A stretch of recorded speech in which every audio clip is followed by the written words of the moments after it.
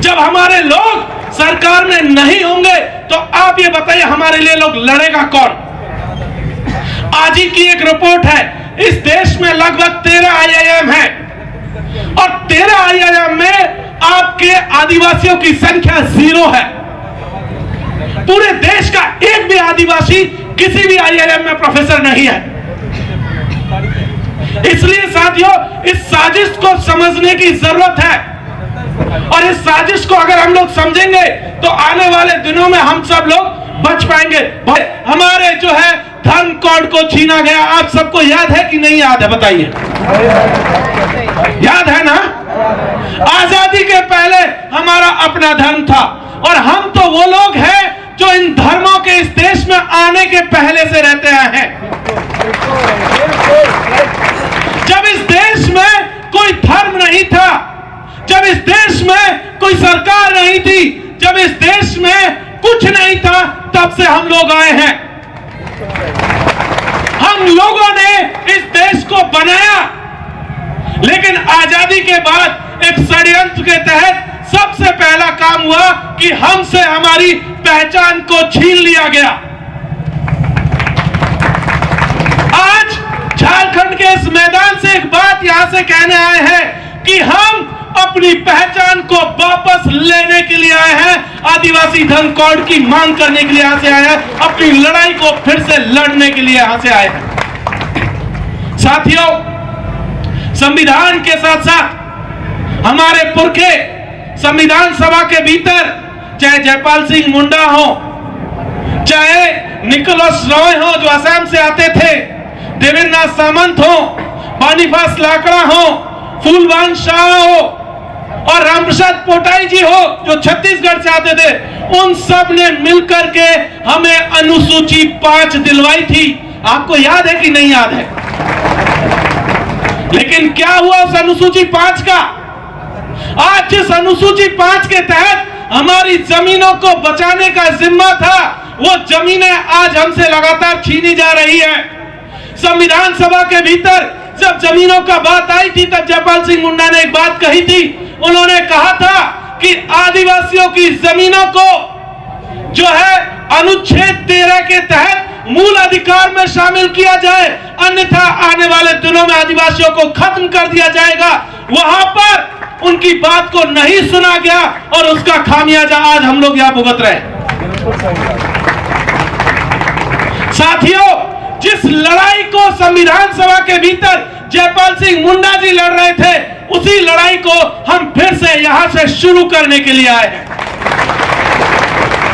कि हमारी जमीनें किसी सरकार की बपौती नहीं है, हमारी जमीनें किसी वन विभाग की बपौती नहीं है, ये पूरा देश आदिवासियों का है, ये जमीन आदिवासियों की है।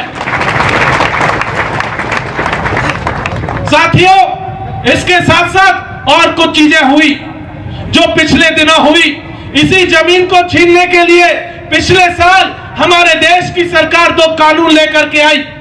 एक कानून का नाम था वन्य जीव संरक्षण अधिनियम, दूसरा कानून था वन संरक्षण अधिनियम, और दोनों कानूनों के जरिए हमारे पेशा एक्ट को, हमारी अनुसूची 5 को, अनुसूची 6 को खत्म करने की साजिश शुरू हो चुकी है। और उसके तहत कहा जा रहा है कि पूरे देश भर में आदिवासी जहां जहां रह रहे हैं, उन इलाकों में टाइगर रिजर्व जोन बनाए जाएंगे। आपके यहां पलामू में भी है, पलामू में है कि नहीं है? पूरे देश में नए 18 टाइगर रिजर्व जोन बनाए जा रहे हैं और एक एक राज्य जो है टाइगर रिजर्व जोन से लगभग 40 से 50 गांव को उजाड़ने का सिलसिला शुरू हो चुका है। राजस्थान में 2 जगह इसी तरीके के नोटिस आ चुके हैं। आपके यहां भी आने वाले दिनों में ये नोटिस आएंगे। इसलिए साथियों, हम लोगों को ये जो नए काले कानून है, इसके खिलाफ भी इस लड़ाई को शुरू करने की जरूरत है और हम यहां से ऐलान करते हैं कि हम इन कानूनों के खिलाफ भारत आदिवासी पार्टी के बैनर तले अपनी लड़ाई को आगे लड़ेंगे। साथियों, आप सब लोग देख रहे हैं कि किस तरीके से आदिवासियों के जो संवैधानिक हक हैं, चाहे आरक्षण हो चाहे बाकी चीजें, उसको छीनने का सिलसिला शुरू हो गया। लगातार पूरे देश भर में अनुसूचित जनजाति का जो क्राइटेरिया, एसटी का जो स्टेटस है, उसमें गैर आदिवासियों को शामिल करने का सिलसिला शुरू हुआ है।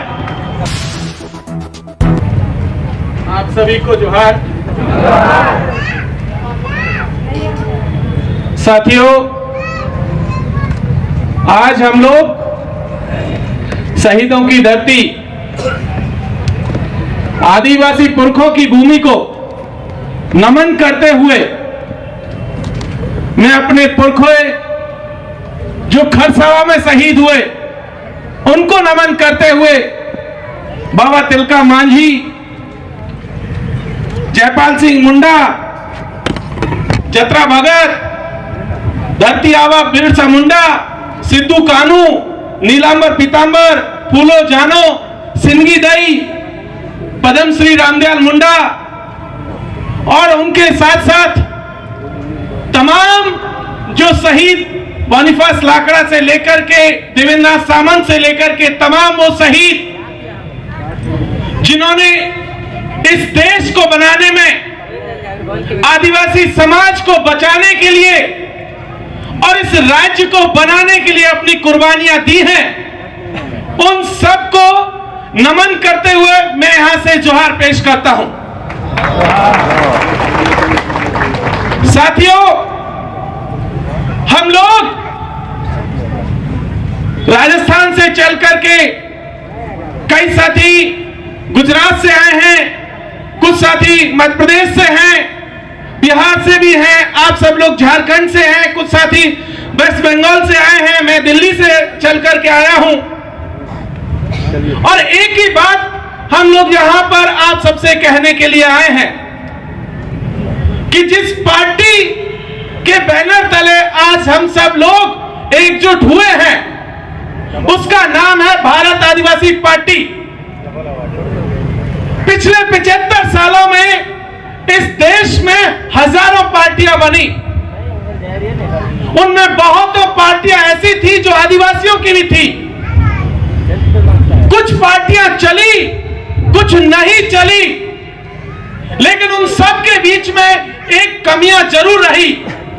कोई क्षेत्र विशेष की पार्टी थी, कोई किसी समाज विशेष की पार्टी थी, कोई किसी खास धार्मिक समूह को समर्थित करने वाली पार्टी थी, लेकिन ये एक ऐसी पार्टी है जो पूरे देश के आदिवासियों को एकजुट करने के लिए निकली है। मैं राजस्थान के मीणा समाज से आता हूं। हमारे जो साथी आए हुए हैं वो राजस्थान के भील समाज से हैं, कुछ और समाजों से आए हैं, या मुंडा समाज से हैं, आपके ओराव से हैं, संथाल से हैं, अलग अलग समाजों के लोग हैं। और यही हमारी इस पार्टी की खूबसूरती है, और यही वो बात है जो इस पूरे के पूरे प्रांगण में जितने लोग बैठे हैं, इसके स्वरूप को अखिल भारतीय स्वरूप देते हैं। और इसी बात को लेकर के हम यहां पर आए हैं कि पिछले 200 सालों से हमारी एक लड़ाई पूरे देश में चल रही है। जब ये देश अंग्रेजी हुकूमत का गुलाम था, जब ये देश राजा महाराजाओं का गुलाम था, तब भी हम लोगों ने एक लड़ाई लड़ी थी, और वो लड़ाई थी कि हम कैसे अपनी भाषा, संस्कृति, इतिहास, परंपरा, विरासत को बचाएं, अपने जल, जंगल और जमीन को बचाएं। और इस लड़ाई को लड़ते हुए हमारे पुरखे शहीद हो गए, और उसी विरासत को आगे ले जाते हुए भारत आदिवासी पार्टी अपना प्रारंभ जो है झारखंड के इस मैदान से करने जा रही है। हम आपको ये विश्वास दिलाने के लिए आए हैं कि हम लोग उस परंपरा के लोग हैं जो तिलका मांझी के यहां से शुरू हुई। हम लोग उस परंपरा के लोग हैं जो बिरसा मुंडा के यहां शुरू हुई। हम लोग उस परंपरा के लोग हैं जो टंट्या भील ने शुरू की थी। हम लोग उस परंपरा के लोग हैं जो देश के अलग अलग हिस्सों में हमारे पुरखों ने शुरू की थी। ये लड़ाई कोई छोटी लड़ाई नहीं है साथियों, ये लड़ाई बहुत अलग अलग लोग अलग अलग किस्म की लड़ाई लड़ रहे हैं। कुछ लोगों की लड़ाई है कि किसी को विधानसभा जाना है, किसी को लोकसभा जाना है, किसी को संतरी बनना है, किसी को मंत्री बनना है। लेकिन भारत आदिवासी पार्टी की लड़ाई आप सबके, हमारे अपने अस्तित्व को बचाने की लड़ाई है, आदिवासियों को बचाने की लड़ाई है। इसलिए हम यहां से कुछ बातें कहने के लिए आए हैं कि इस देश में आजादी के पहले और आजादी के बाद एक षड्यंत्र चला, सरकारों ने चलाया, सुनियोजित ढंग से चलाया गया, और उस षड्यंत्र के तहत सबसे पहले हमारे जो है धर्म कोड को छीना गया। आप सबको याद है कि नहीं याद है, बताइए। याद है ना? आजादी के पहले हमारा अपना धर्म था, और हम तो वो लोग हैं जो इन धर्मों के इस देश में आने के पहले से रहते आए हैं। जब इस देश में कोई धर्म नहीं था, जब इस देश में कोई सरकार नहीं थी, जब इस देश में कुछ नहीं था, तब से हम लोग आए हैं। हम लोगों ने इस देश को बनाया, लेकिन आजादी के बाद एक षड्यंत्र के तहत सबसे पहला काम हुआ कि हमसे हमारी पहचान को छीन लिया गया। आज झारखंड के इस मैदान से एक बात यहां से कहने आए हैं कि हम अपनी पहचान को वापस लेने के लिए आए हैं, आदिवासी धर्म कोड की मांग करने के लिए यहां से आए हैं, अपनी लड़ाई को फिर से लड़ने के लिए यहां से आए हैं। साथियों, संविधान के साथ साथ हमारे पुरखे संविधान सभा के भीतर, चाहे जयपाल सिंह मुंडा हो, चाहे निकोलस रॉय हो जो असम से आते थे, देवेंद्र नाथ सामंत हो, बानीफास लाकड़ा हो, फूलवान शाह हो, और रामप्रसाद पोटाई जी हो जो छत्तीसगढ़ से आते थे, उन सब ने मिलकर के हमें अनुसूची 5 दिलवाई थी। आपको याद है कि नहीं याद है? लेकिन क्या हुआ उस अनुसूची 5 का? आज जिस अनुसूची 5 के तहत हमारी जमीनों को बचाने का जिम्मा था, वो जमीनें आज हमसे लगातार छीनी जा रही है। संविधान सभा के भीतर जब जमीनों का बात आई थी, तब जयपाल सिंह मुंडा ने एक बात कही थी। उन्होंने कहा था कि आदिवासियों की जमीनों को जो है अनुच्छेद 13 के तहत मूल अधिकार में शामिल किया जाए, अन्यथा आने वाले दिनों में आदिवासियों को खत्म कर दिया जाएगा। वहां पर उनकी बात को नहीं सुना गया, और उसका खामियाजा आज हम लोग यहां भुगत रहे हैं। साथियों, जिस लड़ाई को संविधान सभा के भीतर जयपाल सिंह मुंडा जी लड़ रहे थे, उसी लड़ाई को हम फिर से यहां से शुरू करने के लिए आए हैं कि हमारी जमीनें किसी सरकार की बपौती नहीं है, हमारी जमीनें किसी वन विभाग की बपौती नहीं है, ये पूरा देश आदिवासियों का है, ये जमीन आदिवासियों की है। साथियों, इसके साथ साथ और कुछ चीजें हुई जो पिछले दिनों हुई। इसी जमीन को छीनने के लिए पिछले साल हमारे देश की सरकार 2 कानून लेकर के आई। एक कानून का नाम था वन्य जीव संरक्षण अधिनियम, दूसरा कानून था वन संरक्षण अधिनियम, और दोनों कानूनों के जरिए हमारे पेशा एक्ट को, हमारी अनुसूची 5 को, अनुसूची 6 को खत्म करने की साजिश शुरू हो चुकी है। और उसके तहत कहा जा रहा है कि पूरे देश भर में आदिवासी जहां जहां रह रहे हैं, उन इलाकों में टाइगर रिजर्व जोन बनाए जाएंगे।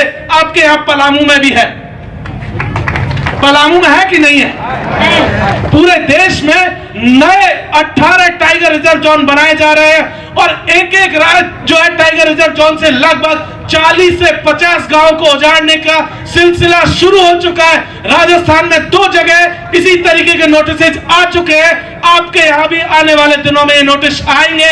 इसलिए साथियों, हम लोगों को ये जो नए काले कानून है, इसके खिलाफ भी इस लड़ाई को शुरू करने की जरूरत है। और हम यहां से ऐलान करते हैं कि हम इन कानूनों के खिलाफ भारत आदिवासी पार्टी के बैनर तले अपनी लड़ाई को आगे लड़ेंगे। साथियों, आप सब लोग देख रहे हैं कि किस तरीके से आदिवासियों के जो संवैधानिक हक हैं, चाहे आरक्षण हो, चाहे बाकी चीजें, उसको छीनने का सिलसिला शुरू हो गया। लगातार पूरे देश भर में अनुसूचित जनजाति का जो क्राइटेरिया, एसटी का जो स्टेटस है, उसमें गैर आदिवासियों को शामिल करने का सिलसिला शुरू हुआ है। आपके यहां पर भी है। आप देखेंगे तो पता चलेगा कि हिमाचल के भीतर, जम्मू कश्मीर के भीतर, वहां के अपर कास्ट को, ब्राह्मणों को, ठाकुरों को एसटी का स्टेटस दे दिया गया और उसके जरिए आपके हक को छीनने का सिलसिला शुरू हो रहा है और वो यहां पर भी है। इसलिए जो लगातार ये जो साजिशें हो रही है, इस साजिश के खिलाफ भी हमें अपनी आवाज को बुलंद करने की जरूरत है। दूसरी तरफ आरएसएस के लोग हैं जो डीलिस्टिंग के नाम पर आदिवासियों को बांटने का काम कर रहे हैं। वो कहते हैं कि जो आदिवासी हिंदू नहीं है उसका आरक्षण छीन लेना चाहिए, उसके संवैधानिक हक छीन लेना चाहिए। तो हम यहां से कह देना चाहते हैं कि देश के आदिवासी पहली बात तो धर्म पूर्वी लोग हैं, ये धर्म बाद में आए और जो लोग भी जिस धर्म में भी गए, चाहे हिंदू हो, चाहे मुस्लिम हो, सिख हो, ईसाई हो, जैन हो, बौद्ध हो, पारसी हो, वो सब के सब आदिवासी हैं। उनको हम नहीं बंटने देंगे। उसने चाहे जिसको भी मान लिया हो, हम उसका सम्मान करते हैं, लेकिन आप लोग सोचते हो कि डीलिस्टिंग के जरिए उसका हक छीन लेंगे, तो ऐसा नहीं होने देंगे साथियों। एक और चीज जो इस सरकार ने शुरू की, आपने देखा होगा कि आदिवासी इलाकों में छोटे छोटे कस्बों को नगर पालिका, नगर निगम बनाया जा रहा है। नगर पालिका और नगर निगम के जरिए दरअसल सरकार कर क्या रही है, जिस इलाके को, जिस पंचायत को नगर निगम बनाया जाएगा, नगर पालिका बनाया जाएगा, वहां पर आपका पेशा एक्ट लागू नहीं होगा। आपकी ग्राम सभा के अधिकार खत्म कर दिए जाएंगे। हमने पिछले साल उदयपुर में जब वहां की जो नगर पालिका का क्षेत्र बनाया था, हम लोगों ने लड़ाई लड़ी।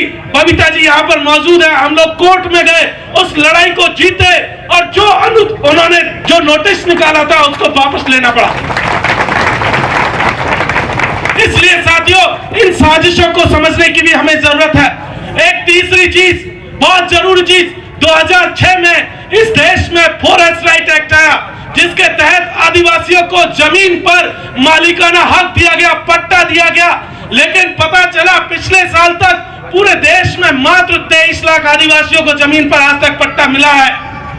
इस देश में लगभग 13 करोड़ आदिवासी हैं और अगर 23 लाख को काट भी दे तो पता चलेगा लगभग 12 करोड़ से ज्यादा लोग आज की तारीख में बिना पट्टे के हैं। और जिस दिन सरकार चाहेगी, सुप्रीम कोर्ट का 2019 का ऑर्डर है, उस ऑर्डर के तहत आपको आपकी जमीनों से बेदखल कर देगी।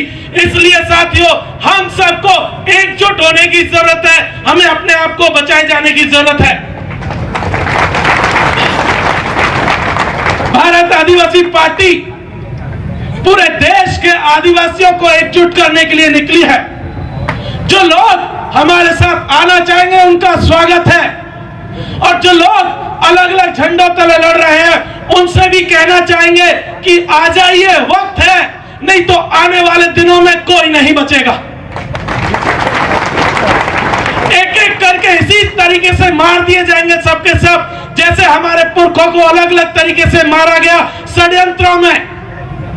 अगर हमने अभी भी इस षड्यंत्र को नहीं समझा, जिस तरीके का खेल आरएसएस के लोग, बीजेपी के लोग, कांग्रेस के लोग खेलते रहे, अगर इस खेल को नहीं समझा तो आने वाले दिनों में हमें खत्म कर दिया जाएगा। इसलिए साथियों, एकजुट होने की जरूरत है और इसी एकजुटता के साथ ही हम अपने आप को बचाए रखेंगे। हम पूरे देश में जो आदिवासी क्षेत्र हैं, चाहे भील प्रदेश का मामला हो, चाहे गोंडवाना लैंड का मामला हो, चाहे छत्तीसगढ़ में दंका लैंड का मामला हो, इसी तरीके से देश भर के अलग अलग हिस्सों में जो आदिवासी बहुल क्षेत्र हैं उनके लिए अलग राज्य की मांग भी कर रहे हैं, ताकि हम अपनी जमीनों को बचा सके, हम अपने संसाधनों को बचा सके। इस बात को भी हम यहां से कहने के लिए आए हैं। आज की तारीख में आप देख रहे होंगे कि मणिपुर को किस तरीके से जलाया गया।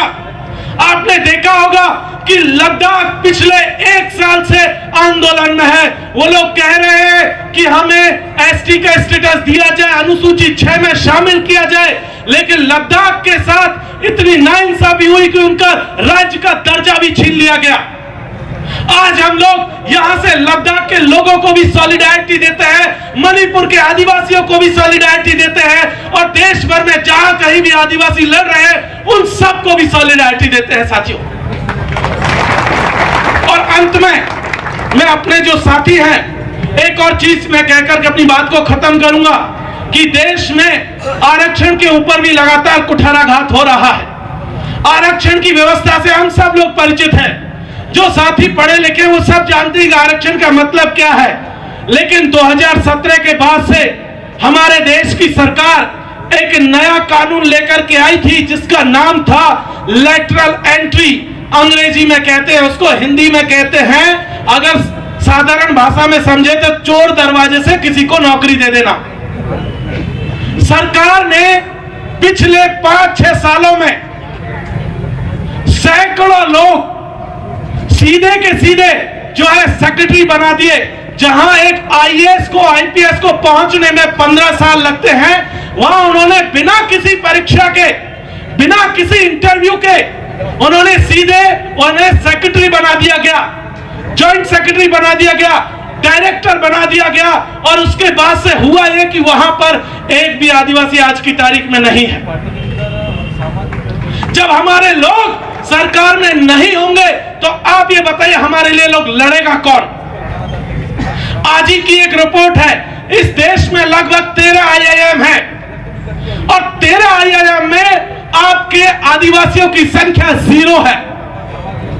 पूरे देश का एक भी आदिवासी किसी भी आईआईएम में प्रोफेसर नहीं है। इसलिए साथियों, इस साजिश को समझने की जरूरत है, और इस साजिश को अगर हम लोग समझेंगे तो आने वाले दिनों में हम सब लोग बच पाएंगे। बहुत बहुत शुक्रिया। अंत में मैं अपने जो साथी आज ज्वाइन कर रहे हैं उन सबको मैं स्वागत करता हूं, चाहे वो आदिवासी जन परिषद से प्रेम साई मुंडा जी हो, आदिवासी सेना के अध्यक्ष अजय कश्यप जी हो, कुरदशी मुंडा जी हो, अखिल भारतीय आदिवासी विकास परिषद अभय भूट कुमार जी हैं, आदिवासी लोहरा समाज कुलभूषण डोंगडोंग है, सुरेंद्र लिंडा जी भारत मुंडा समाज, सुनील सिंह मुंडा जी, रामाशीष करमाली जी, सुरजू हाशा श्याम चंद पाहन पार्टी में शामिल हो रहे हैं। इन सबको बधाई, स्वागत, बहुत बहुत शुक्रिया। जय जोहर का नारा है, अरे जय जोहर का नारा है, देश हमारा है, अरे एक तीर एक कमान, सभी आदिवासी एक समान, अरे एक तीर एक कमान, सभी आदिवासी एक समान।